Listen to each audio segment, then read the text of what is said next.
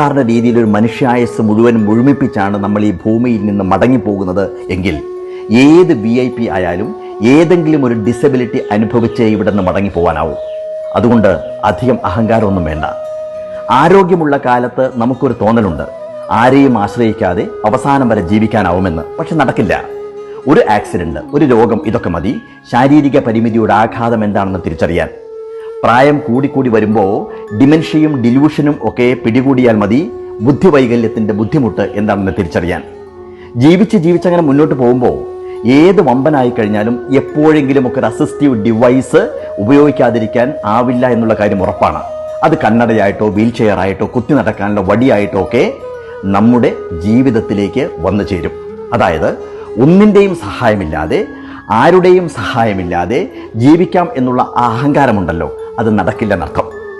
ഈ സാൻ ഫ്രാൻസിസ്കോയിലെ മ്യൂർവുഡ്സ് എന്ന കാട്ടില് പ്രകൃതി മനുഷ്യനെ പഠിപ്പിക്കുന്നൊരു പാഠമുണ്ട്. അവിടെ മുഴുവൻ റെഡ്വുഡ് ഫോറസ്റ്റ് ആണ്. ഈ ഭൂമിയിലെ ഏറ്റവും നീളം കൂടിയ മരങ്ങളാണത്. ആയിരക്കണക്കിന് വർഷം പഴക്കമുള്ള മരങ്ങൾ. പക്ഷേ ആ മരങ്ങളുടെ പ്രത്യേകത എന്താണെന്ന് ചോദിച്ചാൽ, ഈ മരങ്ങൾക്ക് ആഴത്തിലുള്ള വേരുകൾ ഇല്ല എന്നുള്ളതാണ്. ഇപ്പോൾ സാധാരണ ഒരു മരം വളരുമ്പോൾ അതിൻ്റെ വേരുകളും അതിനനുപാതമായിട്ട് ഭൂമിയിലേക്ക് ആഴത്തിൽ വളരുന്നുണ്ട്. അതുകൊണ്ടാണ് ആ മരം കാറ്റിലും മഴയിലുമൊക്കെ പിടിച്ചു നിൽക്കുന്നത്.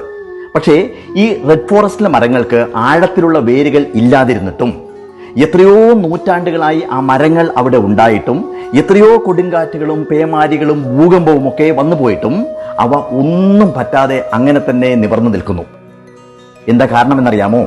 ഓരോ മരത്തിൻ്റെയും വേരുകൾ താഴേക്കിറങ്ങുന്നതിന് പകരം മണ്ണിലൂടെ പടർന്ന് തൊട്ടടുത്ത മരത്തിന്റെ വേരുകളുമായി വല നെയ്യുന്നത് പോലെ ഒരു ബോണ്ട് ഉണ്ടാക്കുന്നു. ഒരിക്കലും പിരിയാത്ത രീതിയിൽ പരസ്പരമുള്ള ഒരു ഒത്തുചേരൽ, പരസ്പരമുള്ള ഒരു സഹായിക്കൽ. അതുകൊണ്ട് ആ കാട്ടിലുള്ള എല്ലാ മരങ്ങളും നിലനിൽക്കുകയും പരസ്പരം നിലനിർത്താൻ സഹായിക്കുകയും ചെയ്യുന്നു. ഞാൻ പറഞ്ഞത്, ഈ മരങ്ങളുടെ മനസ്സെങ്കിലും മനുഷ്യരായ നമുക്കുണ്ടാവണം എന്നതാണ്.